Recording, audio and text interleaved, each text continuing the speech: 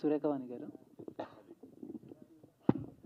Hi ma'am, చాలా రోజుల తర్వాత మిమ్మల్ని చూస్తాం, చాలా హ్యాపీగా ఉంది. Thank you. సో అంటే సినిమా గురించి కాదు, ఒక క్వశ్చన్ ఏంటంటే, సో బేసిక్గా మూవీలో చేస్తున్న చాలామంది ఆర్టిస్టులు కానీ యాంకర్లు కానీ ఎవరైతే ఉన్నారో వాళ్ళకు ఒక సోషల్ లైఫ్ అనేది ఒకటి ఉంటుంది. సో వాళ్ళు బయటకి ఎక్కడికి వెళ్ళినా, వాళ్ళ ఫోటోలు అవి పెట్టినా, సో బయట జనాలు ఒక ఆడపిల్ల బట్టలలో వేసుకోవాలనేది కూడా కామెంట్స్ చేస్తున్నారు. మీరు కూడా ఫేస్ చేసి ఉంటారు కదా. సో ఏం చెప్తారు? సో బేసిక్గా అంటే మీ లైఫ్లోకి వచ్చేసి మీరు ఎలా ఉండాలి, మీరు ఎంతలో ఉండాలి అని కామెంట్ చేసే వాళ్ళకి మీరు ఏం చెప్తారు? సో బేసిక్ ఒక్కొక్కటి పర్సెప్షన్ ఒక్కొక్కలా ఉంటుందండి. ఇప్పుడు ఇక్కడ ఉన్న అన్ని బుర్రలు ఒకలాగే ఆలోచించలేం కదా. వాడేదో అలా ఆలోచించుకున్నాడు, వాడు అట్లా రాసుకుంటున్నాడు, అది వాడి పర్సెప్షను. అది మనం ఎంతవరకు తీసుకోవాలన్నది మన మైండ్కి ఉండాలి. డెఫినెట్గా ఒకసారి చదువుకుంటూ ఫస్ట్ ఒకసారి ఎప్పుడో చెప్పి ఇలాగే ఇదివరకు కామెంట్ చూస్తే మేమిద్దరము రియాక్ట్ అయ్యి దానికి కామెంట్ చేసి ఇట్లా చేసేవాళ్ళం.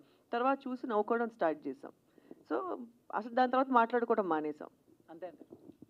అంటే మీరు ఎప్పటి నుంచో ఇండస్ట్రీలో ఉన్నారు. సో ఒక ఆడపిల్ల ఇండస్ట్రీలో సర్వే అవ్వాలంటే చాలా కష్టాలు పడాలి, చాలా ఫేస్ చేయాలి. సో అలాంటిది మీ అమ్మని హీరోయిన్గా చేయటం ఎంతవరకు అది రిస్క్ అనుకోవాలా, లేకపోతే మీకు ఆల్రెడీ సర్కిల్ ఉంది కాబట్టి ఒక వే అనేది? అంటే ఫస్ట్ ఆఫ్ ఆల్ బేసిక్గా మీరు అన్నట్టు ఆడపిల్ల సర్వైవ్ అవ్వాలంటే కష్టపడాలి అన్నారు కదా.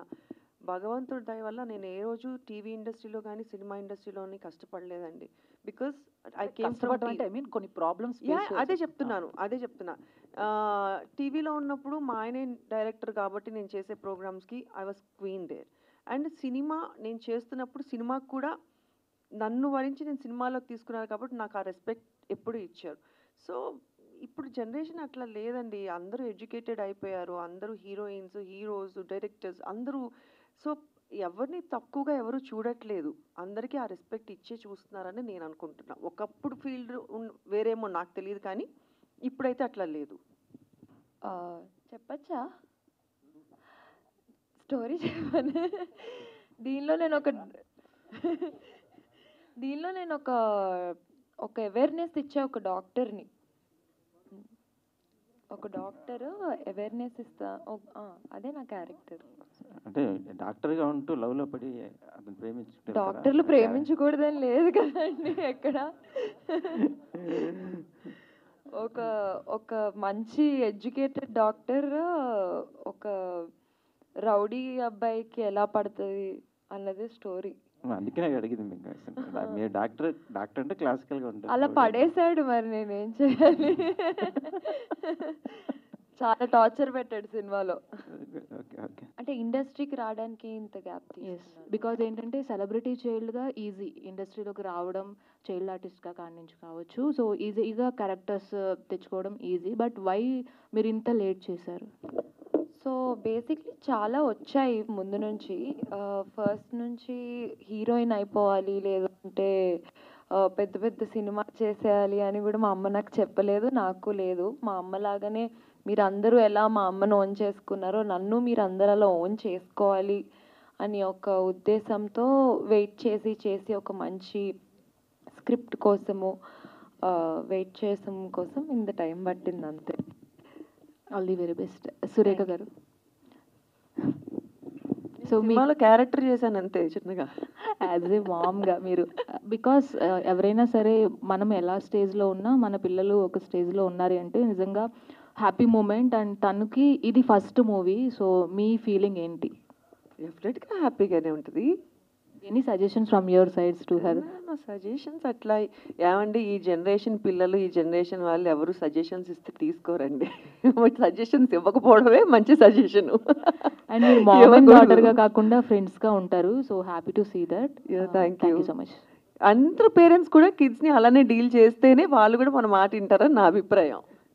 థ్యాంక్ యూ అండి. All the best Amar. Thank you. తను కొంచెం పెట్టుకుంటుంది, తన పాకెట్ మనీ కోసం, తన షాపింగ్ కోసం పెట్టుకుంటుంది, మిగిలినవంతా నాకే పంపిస్తుంది. అండ్ ఇందాక చందు అడిగిన క్వశ్చన్కి అవి లక్షల్లో కాదు, వేలల్లోనే. అదే చెప్పా, అది కూడా వేలల్లోనే.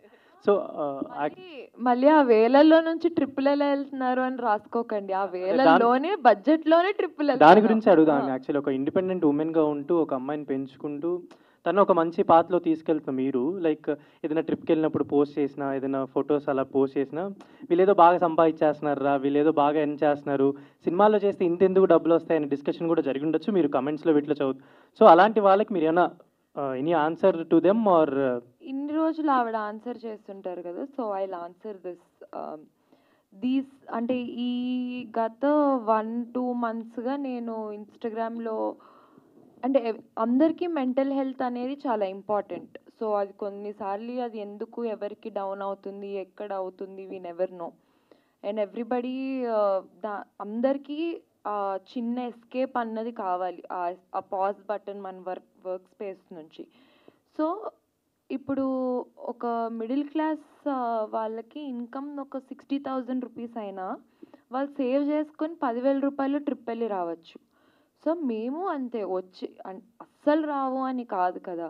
సో ఇది వరకు ఆవిడ ఒక్కటే చెయ్యి అయింది, ఇప్పుడు మా ఇద్దరిది అయింది. సో మా ఇద్దరు చేతులు కలిసి మా ఇద్దరితో మేమిద్దరమే వెళ్తున్నాము.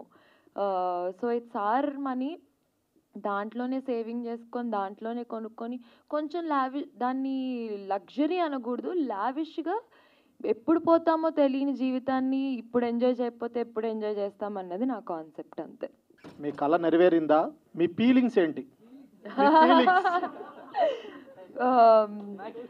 కళ ఇంకా నెరవేరలేదు నాకు. ఎప్పుడు హీరోయిన్ కంటే కూడా వరలక్ష్మి శరత్ కుమార్ గారు లాగా బాలయ్య గారి పక్కన ఒక అలాంటి పవర్ఫుల్ రోల్స్ చేయాలి అని నా కోరిక. ఆ రోజు నా కళ నెరవేరుతుంది, ఈ రోజు కాదు. ఇది చిన్న కళ, అది ఇంకా చాలా పెద్ద కళ. బట్ ఇది జస్ట్ ఒక చిన్న మెట్టు.